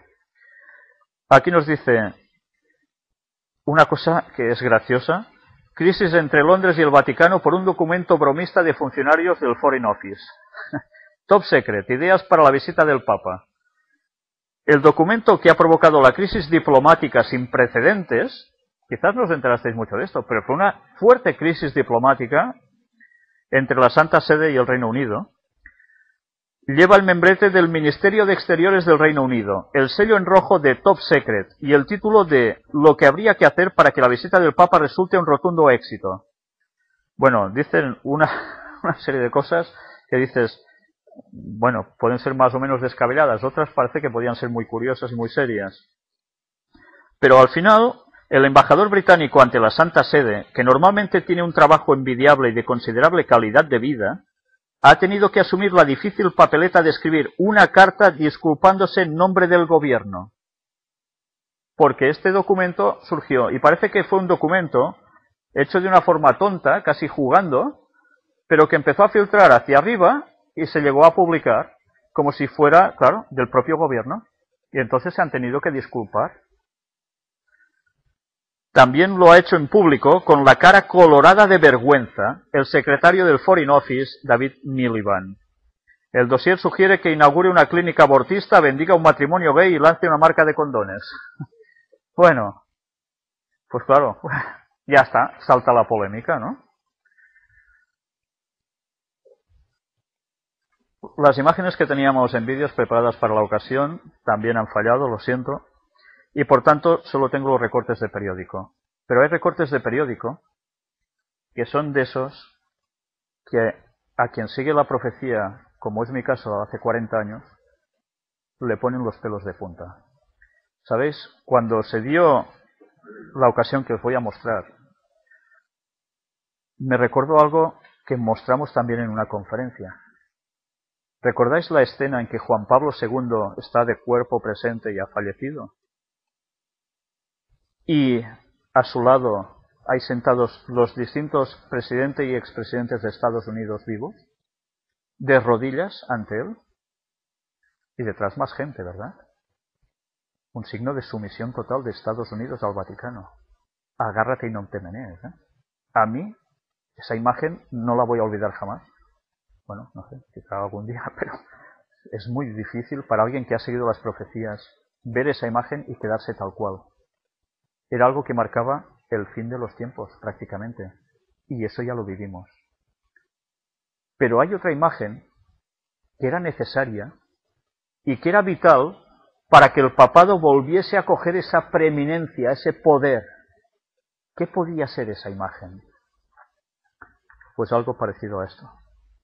Cuando yo vi estas escenas por televisión, lo vi por la mañana al levantarme y en serio que es de esos momentos en que uno cae de rodillas y dice, Señor, me has dado el privilegio de ver algo que tenía que pasar, que estaba escrito hace años y ahora lo he visto con mis ojos. Y la gente que se reía hace años cuando uno decía estas cosas, ahora se tiene que callar. Pero bueno, quizás eso hace pensar a más de uno de los que antes se reían, y ojalá se den cuenta y cambien. Discurso histórico sobre religión y democracia. Resulta que el Papa Juan Pablo II va a Gran Bretaña y se encuentra y andan juntos y cogidos con el líder de la Iglesia anglicana. ¡Qué imagen! Un cisma que los dividía totalmente, superado después de cientos de años. ¿Por qué se creó el Concilio Ecuménico Vaticano II? ¿Lo recordáis? 1960 y pico. ¿Qué hacía falta? Buscar la unión entre los cristianos. Desde entonces se ha trabajado abiertamente. Roma parece que ha cambiado y se ha abierto a todas las demás religiones, cristianas y no cristianas. Y ese ha sido su fruto después de todos estos años. Hay otra imagen que si esa me impactó, esta ya era, bueno. ¿Veis esta foto? Juan, ¿quién es? Es la reina de Inglaterra, andando, ¿con quién? Con el Papa Benedicto XVI. Increíble. Como si nada, no solo como si nada. Fijaros en este artículo sacado de ABC del 17 de septiembre de este año 2010. ¿Sabéis por quién está escrito? Yo os leo el titular, luego os digo quién lo ha escrito. Aliados de la Iglesia Católica. Puedes decir, bueno, esto sea un periodista, ¿no? Que se le va un poco la cabeza a la olla, ¿eh? Y pone aquí un titular para dar la campanada, ¿sí? Por David Cameron. ¿Quién es David Cameron? ¿Quién está presidiendo Inglaterra? David Cameron. Aliados de la Iglesia Católica, está diciendo él. ¿Os dais cuenta? Es que, bueno, a mí personalmente aún ahora esto me deja helado. Quizás no siempre estemos de acuerdo con la Santa Sede, pero eso no debe impedirnos reconocer que el mensaje general de esta puede ayudar a plantearnos preguntas sobre nuestra sociedad y la forma en que nos tratamos nosotros mismos y a los demás. ¿Sabéis que antes de ir el Papa surgió otra polémica? Alguien del Vaticano acusó a Inglaterra de ser, ¿qué? Un país tercermundista. ¿Cómo se puede acusar a Inglaterra de eso? Tercermundistas, si están muy avanzados. Se estaba refiriendo a que la religión está siendo pisoteada. El cristianismo está siendo pisoteado por las normas que salen y demás. La persona que dijo eso ya no fue a Inglaterra, tenía que acompañar al Papa, ¿no? Y claro, surgió la polémica. Y curiosamente surge la polémica y aún y así se triunfa, porque fue un triunfo. ¿Cómo es que se puede hacer eso y aún salir venciendo? Porque alguien tiene un gran poder. Si no, no vencería, por supuesto. Al igual que otros credos religiosos, escribe este señor, la Iglesia Católica pregona un mensaje de paz y justicia. Camacua, qué bonito. Y trabajamos estrechamente con ella para fomentar estas causas. Muchas veces decimos la City de Londres, donde se mueve todo el dinero, la gran economía, que incluso parece ser que están detrás de Wall Street, en Estados Unidos, el mundo judío detrás de las finanzas en estos casos. Y resulta de que están trabajando estrechamente. Qué curioso, ¿eh? A pesar del momento difícil por el que atravesamos, hemos logrado conservar los recursos que destinamos al desarrollo internacional. El alivio de la pobreza es uno de los principales retos a los que se enfrenta el mundo. Es verdad, ¿no? Las terribles condiciones en que viven tantas personas en la actualidad representan una afrenta moral para todos los que vivimos en la comodidad de los países ricos. La Iglesia Católica y sus organismos están liderando la batalla contra la pobreza en todo el mundo. Y yo me pregunto, ¿y quién es el culpable de que haya esa pobreza? Pero claro, no se van a manifestar así, siendo ellos los culpables de tantas cosas detrás, ¿no? En cambio, utilizan su imagen de benevolencia, de ayudar a los pobres y demás, ¿eh? Y hay gente muy sincera haciendo ese trabajo, ¿eh? Pero no saben en qué engaño están puestos. Las terribles condiciones, nosotros colaboramos con ellos en organizaciones tales como CAFOT, Trocar y Caritas, que realizan un trabajo tan valioso en África, Asia y Latinoamérica. La Santa Sede es un socio en la búsqueda para alcanzar los objetivos de desarrollo del milenio. ¿Os suenan estas palabritas? Objetivos de desarrollo del milenio. Caray, ¿cuántas veces nos están diciendo esta frase? Pues ya veis quién está detrás, la Santa Sede. los cuales serán revisados la semana entrante en la sede de la ONU en Nueva York. Además, somos aliados de la Iglesia Católica en la campaña global contra el cambio climático. Uf. Juntos, aliados. Vaticano e Inglaterra contra el cambio climático. Impresionante. Hay momentos en que uno se muerde la lengua por no decir ciertas cosas, cuando además uno sabe que se añaden a alguna iglesia, alguna creencia fundamental relacionada con el medio ambiente, y que no se dan cuenta o no quieren ver miembros de cierta denominación, mejor dicho, dirigentes, que detrás de toda esta parafernalia está la Santa Sede y se cae de lleno en sus urpas. Muy bien el medio ambiente, todos hemos de cuidar el medio ambiente, ¿verdad? Es lógico. Dios nos hizo mayordomos de su posesión, de la tierra. Pero hay gente que utiliza, el Hijo del Hombre vendrá a destruir a los que destruyen la tierra, texto de Apocalipsis, para decir, uy, es que nosotros nos cargamos y no reciclamos el mundo, y cortamos árboles y no sé qué, y el mundo, uff, esto es terrible, Dios nos va a condenar. No nos salvamos ni uno entonces, porque vosotros como yo habéis contaminado, ¿verdad? No se escapa nadie de haber contaminado, y de seguir contaminando. ¿Entonces Dios nos va a destruir a todos? ¿A esto se refiere el texto bíblico? Vergüenza siento cuando alguien dice esto de cierta denominación. Cuando nosotros sabemos, y ellos no quieren ver, que hay personas, gobiernos, que disponen de armamentos para cambiar clima, armamentos para crear desgracias y armamentos para que el medio ambiente se vaya a la porra. Pero como no quieren oír de sociedades secretas, como no quieren oír que el Vaticano está detrás también, nos van colando los goles. Quizá más de uno debería despertar ya una vez en este sentido. Y supongo que ya sabéis a qué denominación me refiero. El nuevo gobierno británico cree firmemente que se deben llevar las decisiones al nivel local, abarcando el mayor número posible de personas y organizaciones para lograr el bienestar de toda la comunidad. El gran filósofo conservador del siglo XVIII, Edmund Burke, decía que estos pequeños pelotones de la sociedad deberían compartir la responsabilidad entre ellos. Yo le llamo la gran sociedad en mayúsculas, donde todos estamos y trabajamos juntos, una sociedad más responsable, donde todos ejerzan sus responsabilidades frente a los demás, nuestras familias y comunidades.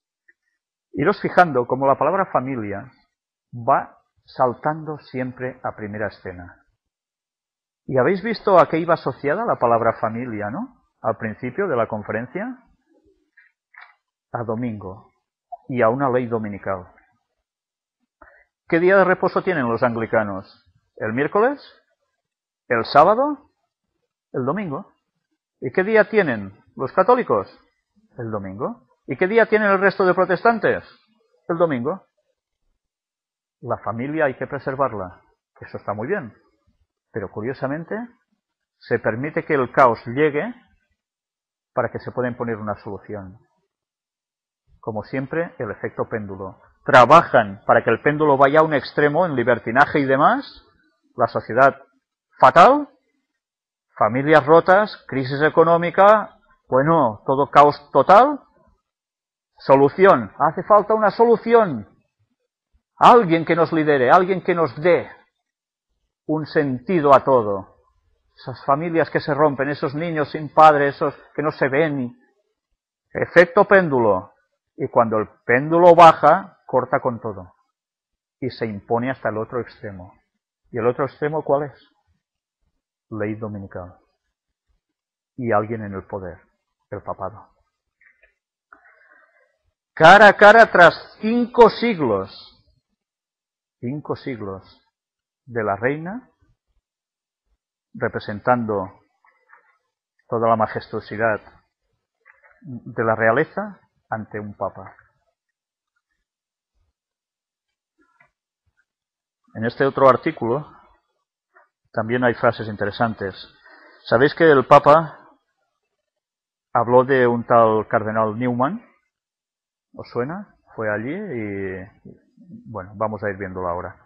Quedaros sencillamente con el nombre Newman, que en la juventud coqueteó con las tesis liberales llegó a ordenarse como presbítero anglicano antes de iniciar un gradual movimiento hacia el pensamiento católico y liderar el movimiento de Oxford, que se rebeló contra el sometimiento de la Iglesia de Inglaterra a una autoridad secularizada, reivindicando el legado de la tradición. Newman iba a ser beatificado por Benedicto XVI. Y este señor, anglicano, se pasó ¿a dónde? Al catolicismo. Un señor de hace muchos años atrás. Y no sé si os habéis fijado que este señor lideró el movimiento de Oxford. Oxford es una sede también del Vaticano puesta allí. Y de allí, curiosamente, resulta que aparecen profesores y gente que estudia que después saltan a la palestra, como Hawking, etcétera, gente conocida, para desarrollar unas tesis que parecen a veces contrarias a Roma. Pero bueno, este es el juego que suelen hacer ver que se ponen contrarios a algo para que luego salga la solución. Y siempre estamos con ese juego. Más papelitos. El Papa triste por la insuficiente respuesta de la Iglesia ante los abusos. Comienza su viaje a Reino Unido reconociendo que los casos de pederastia han sido un shock. Recuerda que la Iglesia Católica no intenta absorber partes de la anglicana, sino compartir el anuncio de Jesucristo. Qué forma más bonita, de entrar. En realidad, su propia actuación durante las últimas décadas ha sido ejemplar, pues en su época de cardenal fue uno de los primeros altos responsables de la Curia Vaticana que comprendió la profunda gravedad de estos abusos. De hecho, a partir de 2002, Juan Pablo II pasó la responsabilidad de hacerles frente a la Congregación de la Doctrina de la Fe, presidida por Joseph Ratzinger, visto que los dicasterios del clero y los religiosos no adoptaban una actitud lo suficientemente enérgica. En un detallado análisis de las vías de solución, el Papa señaló que la prioridad es ayudar a las víctimas a que superen el trauma y recuperen la confianza en el mensaje de Jesucristo.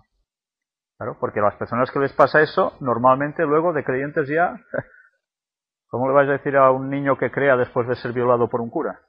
¿Va a creer en Dios? Claro, identifica cura con Dios. Biblia con cleros, por tanto, va a odiar a Dios, va a odiar a todo lo que parezca religioso. Fijaros, curiosamente en nuestro país, la mayor parte de personas que no creen en Dios es debido a que han ido de pequeños a instituciones religiosas católicas. ¿Por qué será? En un detallado análisis de las vías de solución, el Papa señaló que... ya os lo he leído. El segundo aspecto es abordar de modo realista el problema de los culpables, muchos de los cuales sufren una enfermedad. Todo esto como consecuencia de esos traumas, ¿no? Y ahora ya veis que quieren limpiar esa imagen. Están poniendo mano a los pederastas. Están limpiando para quedar como líderes de la moral absoluta. En este otro, lleno de fotografías, nos dice, pocos líderes mundiales han tenido la oportunidad de dirigirse a la sociedad inglesa en Westminster Hall, la sala más histórica del Parlamento británico. Es esta sala tan grande, que lo pudisteis ver en televisión si seguisteis un poco las noticias, que estaba llena a rebosar de gente que, son influyentes en ese país.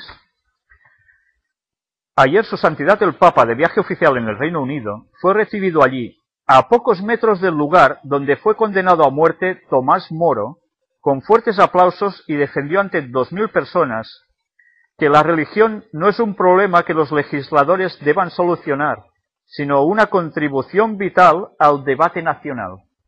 El Papa empezaba a soltar discursos donde se quejaba de lo mal que estaba vista la creencia religiosa cristiana en Inglaterra y cómo hay leyes que no les favorecen, y eso se tiene que acabar. Y fue muy valiente exponiendo esto, ¿no? El pontífice en presencia de, atención, Thatcher, ¿conocéis Margaret Thatcher? ¿Os suena? ¿No os suena a Margaret Thatcher? Claro, los más jóvenes seguro que no. Era la señora que fue una mujer presidente, ministra, primera ministra de Inglaterra. La dama de hierro era conocida como una señora con mano fuerte. Es una lástima porque teníamos guardada la imagen del juego de cartas Imbo que ya conocéis, de los del Illuminati New World Order, donde precisamente sale Margaret Thatcher. Curioso, ¿eh? Pues bien, de esta señora se está refiriendo aquí. Fijaros si era dura, que recuerdo que yo trabajaba con un señor mayor, ya de cierta edad, que aún no estaba jubilado, y siempre cuando hablaba de su mujer le decía la Thatcher. Bueno, imaginaos si era dura esta señora, la Thatcher, ¿eh? Pero al lado de Margaret Thatcher estaba John Major, Blair y Brown, o sea, anteriores presidentes de Inglaterra. ¿Recordáis cuando el Papa muere? Distintos presidentes en vida aún de Estados Unidos, pues ahora ante el Papa, distintos presidentes de Inglaterra allí. Teóricamente, aquí no había católicos, el único que se hizo católico fue el último, ¿verdad? Manifestó también su preocupación por la creciente marginación de la religión, especialmente del cristianismo, en algunas partes, incluso en naciones que otorgan un gran énfasis a la tolerancia. Benedicto XVI se ocupó durante la segunda jornada de su viaje de impulsar el ecumenismo con la comunidad anglicana. ¿Y a qué creéis que iba a Inglaterra? ¿A buscar setas? Ecumenismo. Unir católicos y anglicanos. A la que todos estén unidos, alguien tiene que decir, yo estoy por encima, yo mando. Claro. Acudió a la sede del arzobispado anglicano para reunirse con el primado de esta confesión, Rowan Williams, el señor que antes hemos visto que se encontró con él, que iba también, lo veis aquí abajo, este señor, ante quien subrayó la importancia del ecumenismo para promover la paz. Fijaros en la frase que viene ahora, para promover la paz en un mundo que corre el riesgo de fragmentarse. ¿Os suena la frase en un mundo? Los que habéis seguido las conferencias os hartasteis de oír esta frase con Bush, ¿verdad? Y el Papa, en un mundo, cuando ya oigáis en un mundo, ya malamente, algo pasa. Que corre el riesgo de fragmentarse. Y participó en una ceremonia ecuménica en la abadía de Westminster, donde imploró la unidad de los cristianos y destacó la importancia de testimoniar el mensaje de Cristo en una sociedad cada vez más indiferente e incluso hostil.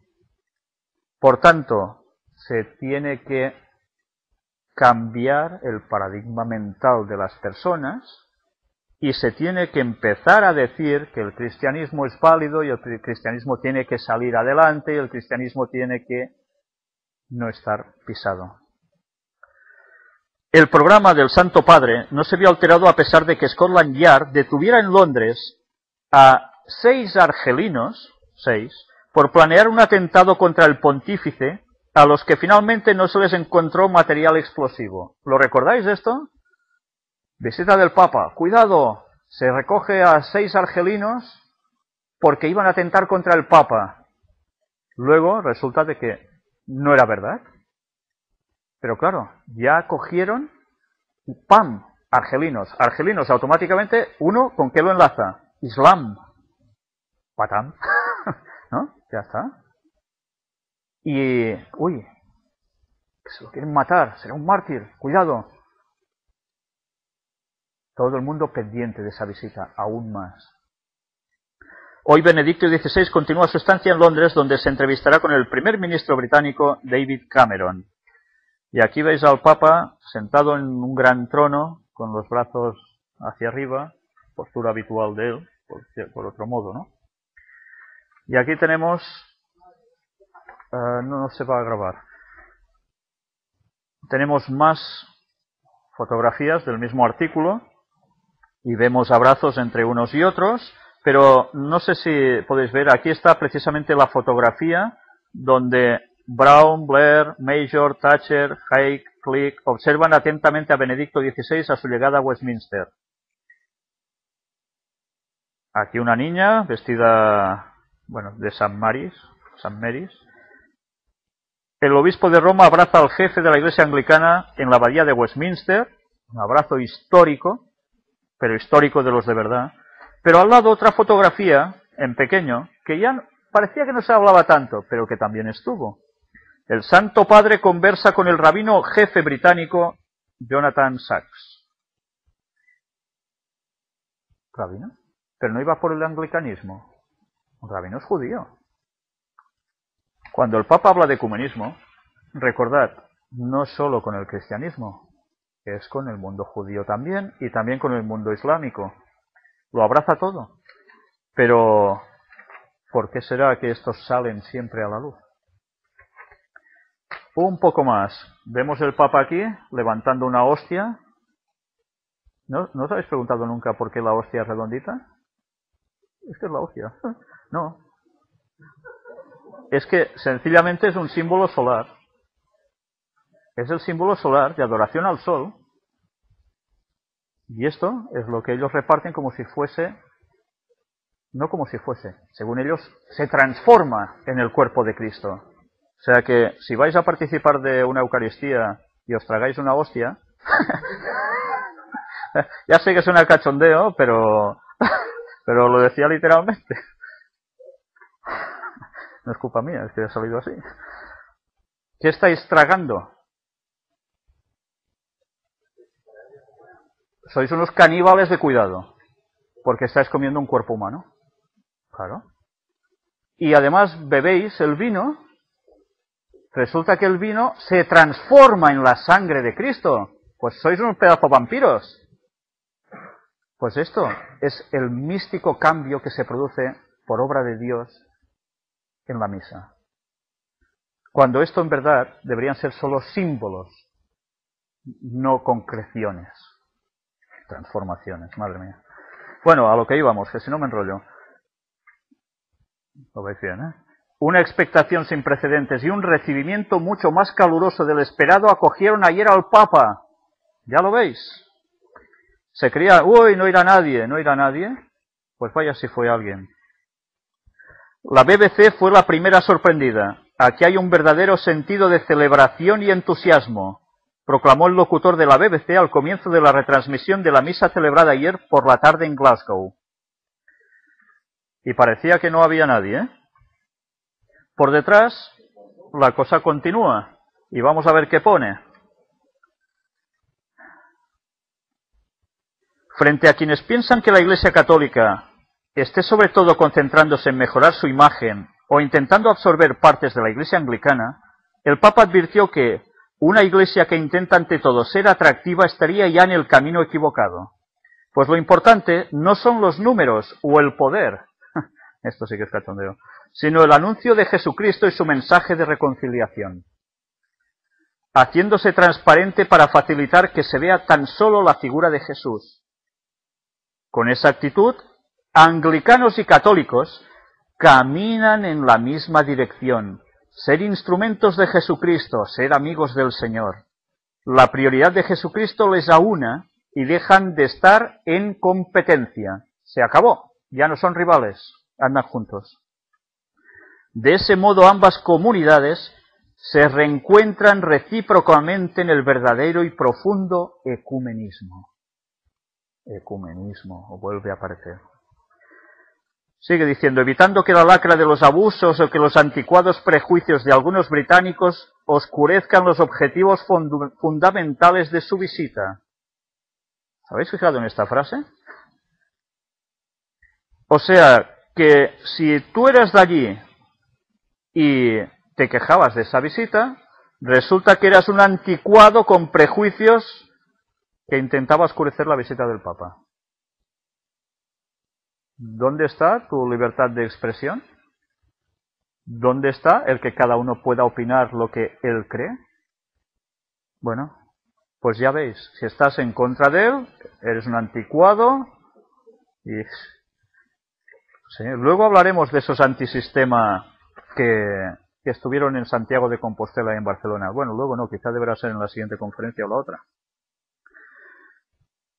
Benedicto XVI llegó ayer a Gran Bretaña con una misión, la de alertar al mundo occidental sobre la intolerancia del relativismo y secularismo que deniegan un lugar a la religión en la vida pública, y la cumplió desde el primer momento. Fijaros, está atacando a Gran Bretaña como todo el mundo occidental, de que hay un relativismo, ¿no? Todo es relativo en esta sociedad. Bueno, ¿qué importa esto sí, esto no? La palabra pecado ha desaparecido del argot de la calle, ¿verdad? Nadie va diciendo, he hecho algo malo, he pecado. Vas a decir que has pecado, tú estás tonto, esto es que estás oscuro y viejo, ¿eh? Bueno, sí, ahora estoy oscuro y quizá un poco viejo, es verdad. Pero la verdad es que han conseguido hacer desaparecer las palabras que son terminología cristiana. Ahora, bueno, están más o menos bien, depende cómo te lo mires, todo puede ser bueno, ¿verdad? Pues él se queja de esto, a ver, se queja bien. Pero claro, cuando él se queja para esto es para conseguir algo, evidentemente. Nada más arrancar su estancia de 4 días en el Reino Unido, ya en su primer discurso, el Papa no escogió palabras suaves, sino que fue directo a su mensaje central. Recordando la tiranía nazi, indicó que reflexionar sobre las lecciones del extremismo ateo del siglo XX nos debe llevar a no olvidar nunca que la exclusión de Dios, la religión y la virtud de la vida pública conduce en última instancia a una visión truncada del hombre y de la sociedad. ¿Qué están diciendo? ¿Recordáis el pasado? La gente atea y tal, se lió el castañazo. Esto hay que cambiarlo porque vamos en el mismo camino. ¿Y qué quiere decir? Que para cambiar, ¿qué hay que hacer? Pues volver a hablar de religión públicamente y irlo poniendo en todas partes. Eso es la recristianización de la cual seguiremos hablando y mucho más. La necesidad de una actitud tolerante que respete la presencia, la religión en la vida social, también fue proclamada, ¿sabéis por quién? Por la reina Isabel II, para quien la libertad de culto está en el corazón de nuestra tolerante y democrática sociedad. Fijaros que hablan un lenguaje común, ¿eh? Sus palabras daban la bienvenida a Benedicto XVI en el primer viaje oficial de un papa al Reino Unido, y no en simple visita pastoral como la realizada por Juan Pablo II en 1982. Cuando vino ahora a España, ¿qué se dijo? ¿Venía en visita qué? Pastoral. No venía a ponerse en política para nada. Bueno, ya veremos si finalmente fue así o no. Precisamente la imagen de ambos juntos, como cabezas de las respectivas iglesias y jefes de Estado, marca el carácter histórico de este viaje. Isabel II le agradeció la especial contribución de la Iglesia Católica al desarrollo de la sociedad británica, sobre todo su atención a los pobres y más necesitados, y también el positivo papel jugado en el proceso de paz de Irlanda del Norte. Paz en Irlanda del Norte. Ya sabéis que había problemas de protestantes, católicos. ¿Quién interviene para meter la paz allí? El Vaticano. Por tanto, quedan muy bien, ¿verdad? Son intermediarios. ¿Dónde han hecho esto últimamente? ¿Os suena en algún sitio? Luego hablaremos de Cuba también. Vamos a seguir con este otro artículo que aquí tenéis. Me salto de ir diciendo de dónde está sacado y tal, ya veis que existe, que no me lo invento, porque si no, no vamos a terminar nunca. En Londres probablemente las voces contrarias al Papa encontrarán mayor eco. En Edimburgo, las protestas fueron lideradas por el reverendo protestante Ian Paisley, que siempre ha visto al Papa como el anticristo. ¿Este señor miente acaso? Pues este señor es de los que de verdad dicen las cosas. El Papa es el anticristo. Ni es Obama ni su tía. Es el papado, el sistema papal, y en su cabeza, que es el Papa. Y la profecía es muy clara en eso. Aunque se trata de una visita de Estado, costeada entre el gobierno británico y la Iglesia Católica local, y se encuentra en el país invitado por Isabel II. Todo esto ya veis por quién está costeado. Gobierno británico y la iglesia local. Gobierno británico, ¿qué quiere decir? Que ¿quién lo paga en verdad? El pueblo. El pueblo sostiene a los gobiernos con su dinero. Por tanto, esa visita fue pagada por el pueblo. Seas católico o no, tú pagas. Pero además, fijaros, fue invitado ¿por quién? Por la reina Isabel. Teóricamente no es el Papa que dice, perdón, ¿qué puedo ir? ¿Tiene alguna habitación? ¿No? ¿Tiene alguna habitación? No. Sencillamente la reina lo llama para que vaya. Claro que esto no pasa porque sí. Evidentemente detrás de esto ha habido muchísima más cosas. Lo único que separaba ambas iglesias no eran cuestiones doctrinales insalvables, sino el reconocimiento del Papa como cabeza visible de la Iglesia. Entre los anglicanos y los católicos romanos no hay prácticamente diferencia de creencia. La única diferencia es creer quién es la cabeza suprema, aceptar o no al Papa de Roma como tal. Esto es la única diferencia que tenían, nada más. El motivo del viaje del Santo Padre a las Islas Británicas es esencialmente para presidir el solemne acto de beatificación del cardenal Newman, probablemente de ascendencia judía. No, probablemente no, seguro. Newman es apellido judío. Curioso, ¿eh? Apellido judío, es católico, se pasa al anglicanismo. Perdón, ¿es anglicano? ¿Se pasa al catolicismo? Bueno.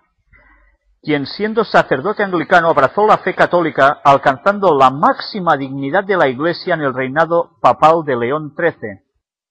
Newman creó en Inglaterra el Oratorio de San Felipe Neri, que tuvo y sigue teniendo una gran influencia espiritual en Inglaterra y otras partes del mundo.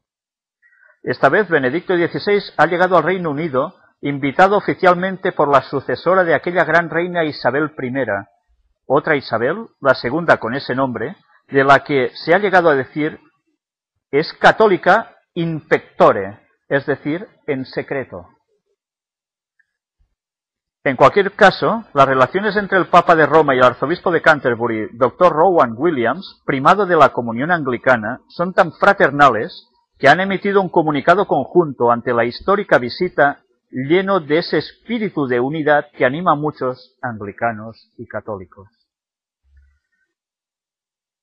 Es muy fuerte, ¿eh? Es católica en lo secreto.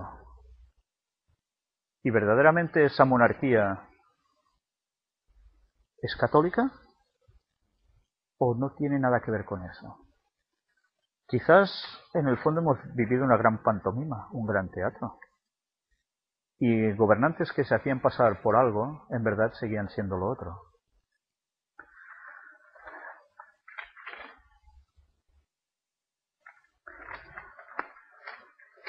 Más, para variar. El Papa se gana al Parlamento británico pidiendo armonía entre religión y política. El Papa denunció también patologías de la religión como el sectarismo y el fundamentalismo frecuentes hoy en día. Fijaros, ellos resulta que son la parte proporcionada de todo. No son ni sectarios ni fundamentalistas. Pues son los demás. ¿Y por qué? ¿Por qué? Ellos sí y los otros no. Bueno, ya lo hemos visto en las conferencias porque tienen ese concepto así de los demás, ¿no? Lo más selecto de la política y la sociedad británica, en su gran mayoría anglicana y con un pasado anticatólico, acudió ayer a escuchar al Papa en el edificio emblemático de la democracia, cuya tradición inspira numerosos parlamentos libres en el mundo. Ante los líderes de las cámaras de Lores y Comunes, el primer ministro James Cameron y sus 4 predecesores, que antes hemos citado, parlamentarios, diplomáticos, empresarios y líderes religiosos, o sea, casi nada, había la florinata, Benedicto XVI afirmó que el mundo de la razón y el mundo de la fe se necesitan mutuamente y no deberían tener miedo a entrar en un diálogo profundo y continuo para bien de nuestra civilización. Estas palabras tienen más remarque si precisamente vienen ¿de qué? De que antes ha habido una polémica con Stephen Hawking y la fe, la razón, ¿verdad? El Papa comentó que la invitación sin precedentes a hablar en esa sede muestra ya la disposición de los líderes sociales a promover el diálogo entre la fe y la razón a todos los niveles de la vida nacional. La política sirve mucho más a los ciudadanos cuando está inspirada por principios éticos. Pues él mismo lo dijo, la invitación sin precedentes. El tono del Santo Padre era extraordinariamente respetuoso por el privilegio de poder hablar ante las personalidades más distinguidas del Reino Unido en Londres, al día siguiente de haber sido recibido afectuosamente como jefe de Estado en Edimburgo por la reina de Inglaterra. Claro, esa es la ventaja del Papa. Es jefe de un Estado también, no es solo líder de una iglesia, cabeza suprema. Claro, por tanto, debe recibir honores de jefe de Estado. Y ahora entendéis por qué van todos para allá. Era la estratagema mejor que se podía llegar a hacer, crear un Estado propio. Y Mussolini, que les servía, les dio en el Tratado de Letrán su ciudad, la ciudad del Vaticano. Entonces, jefe de Estado. Pero el respeto a las autoridades políticas no excluye comentar sus errores. Perdón, hago un momento de paradita para deciros, jefe de Estado. ¿Qué hay en las imágenes de los euros de Europa? Pues a veces, como en todas las monedas de cada país había tradicionalmente, los jefes de Estado aparecían en esa moneda, ¿verdad? El euro, ¿verdad que tiene muchas caras distintas? Depende de cada país, hace la suya. Pero claro, un país tiene también su moneda. ¿Y sabíais que el Estado Vaticano tiene euro con la efigie del Papa? Pues ya están circulando. Antes solo salían estrictamente en esa zona. Ahora ya se están difundiendo y se pueden comprar, además se pueden adquirir. Ya hay su imagen allí. Es curioso, dad a César lo que es de César y a Dios lo que es de Dios. Caray, pues si Dios tiene lo de Dios, el César que aparece allí... Igual que el día anterior, había hecho una serena autocrítica, reconociendo que la autoridad de la Iglesia no ha sido suficientemente vigilante, veloz y decidida en tomar las medidas necesarias ante los abusos sexuales de los sacerdotes. Ahora reconocen que fueron muy lentos en todo esto. El Papa expuso ayer un clamoroso fracaso de las autoridades públicas. La crisis financiera global, debida en última instancia al abandono de los fundamentos éticos de la finanza y de la supervisión política del mercado. ¿A qué se debe la crisis, según él? No hay ética. ¿No hay ética? ¿Dónde? En el asunto de las finanzas. Eso se tiene que regularizar. Bueno, como ejemplo de armonía ético-política, citó en cambio la cooperación entre el Reino Unido y la Santa Sede.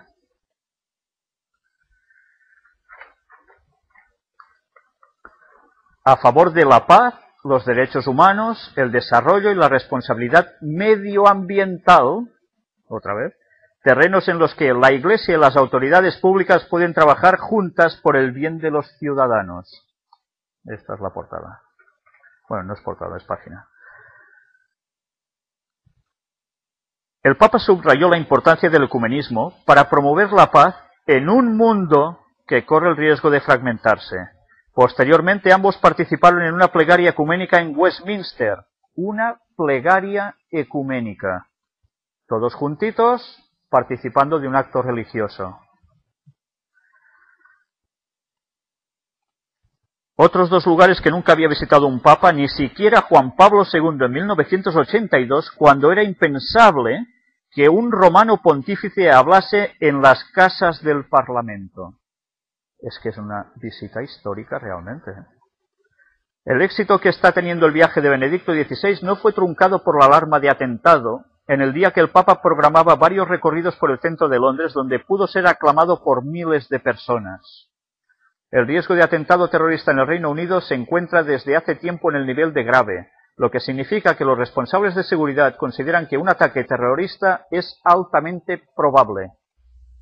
Fijaros la psicosis que tenemos creada, ¿eh? Se puede atentar en cualquier momento. Estado de alerta máximo. Si pasa algo, uy, claro que puede pasar. Ya sabemos que la mano negra está detrás causando estas cosas, ¿no? Y si eso pasa, ¿qué quiere decir? Que más leyes van a haber y algo se va a tener que hacer también.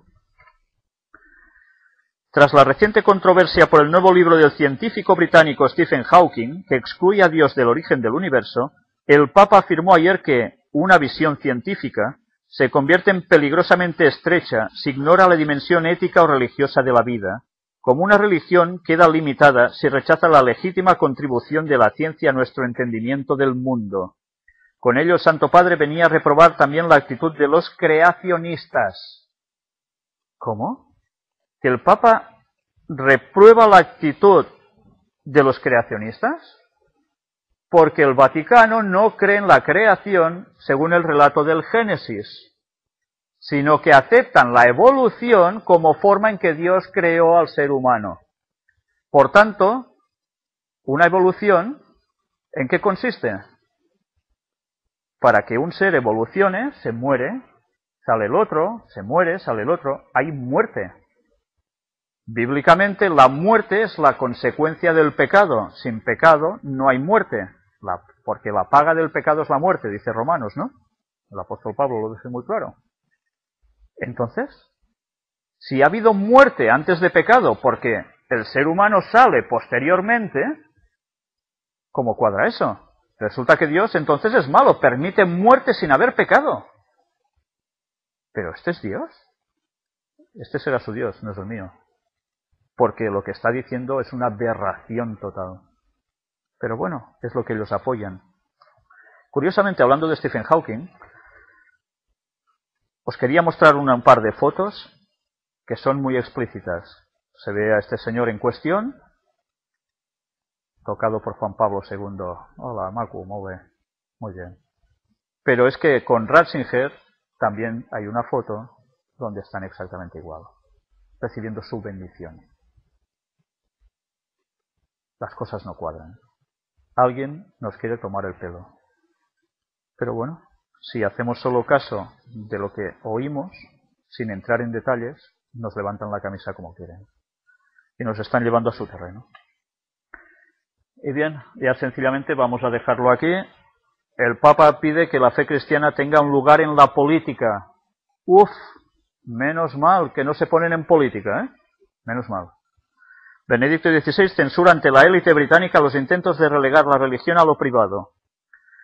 Bueno, pues dice eso, que reclamó un espacio en la vida política para la fe cristiana. Vamos a dejar el tema hoy aquí. Seguiremos mañana, si Dios quiere, con la continuación de la visita del Papa a Gran Bretaña, que aún dejó algunas perlas más. Muchas gracias.